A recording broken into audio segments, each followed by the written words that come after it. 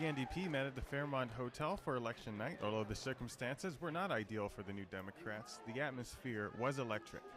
The election might be over, but the third-place party rages on, with both event attendees and candidates remaining hopeful for the future, despite a loss to Justin Trudeau's Liberal Party. And I'm going to stop here for a moment and say how proud I am of Tom Mulcair, who stood against a Conservative campaign of divisiveness and some of the lowest form of wedge politics that demeans our country, and I'm glad Canadians rejected that. You know, I think there'll be plenty of time to review the campaign in the days and weeks ahead. You know, you can always Monday morning quarterback every campaign. I'm sure there were some mistakes made. Again, I think the Liberals ran an excellent campaign, and I think they should get credit for that. So I think it was more a case of them running a good campaign than us making mistakes. I think number one, all I heard, and I've been on the streets for months and months and months, is they wanted Harper Conservatives out, so that whole piece with the strategic voting. And I think that, you know, people were nervous about the fact that Harper was going to be in. The NDP lost 51 seats this election, finishing with 44 seats, compared with 2011, in which the NDP gained 67 seats. It's quite a turnaround. I thought Tom Mulcair had clearly established himself as the only true opposition to Harper. I think that, you know, the Liberal Party and their record in Canada really is a lot closer to the Conservatives than it is to what, you know, the left-wing brush that they've been painted with throughout this campaign. So, yeah, you know, I felt like we were going to do better than we did, yeah.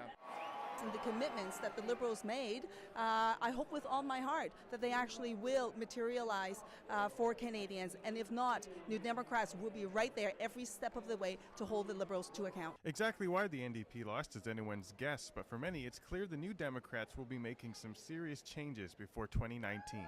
In Vancouver, Jakob Schmidt for BCIT Magazine.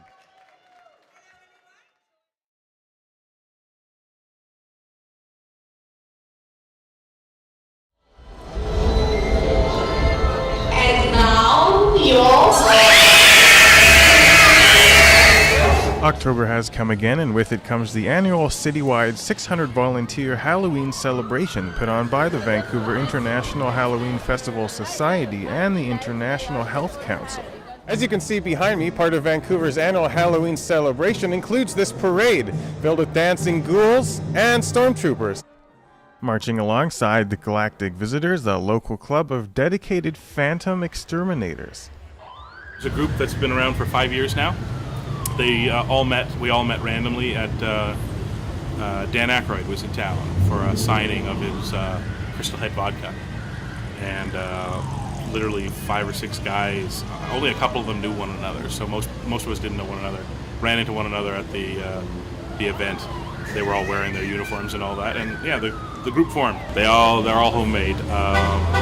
There's even like several generations of Pat's guys, you know, early first attempts, which don't look a lot like the movie, all the way up to, there's some really screen accurate ones on there with the lights and sound. And same guy who owns the Ecto, Peter, his pack, he even has steam venting for when it overheats. You can trigger a button in it.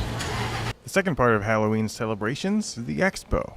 To some, these events might look like Halloween dress-up, but for devoted fans, it's an entire lifestyle. This is all handmade, 100%. There's probably about 400 hours into it. Events like these are often an escape, a chance to be in a like-minded community, and a chance for people to be themselves. I'm a construction site guy, and this is kind of all done in my spare time from probably about March to about August of this year. Still not finished.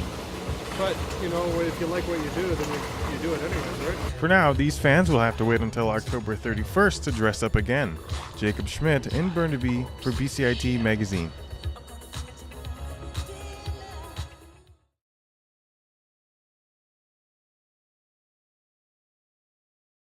Apparently one of the concerns about the expansion is that it will affect marine life. Did they mention anything about that?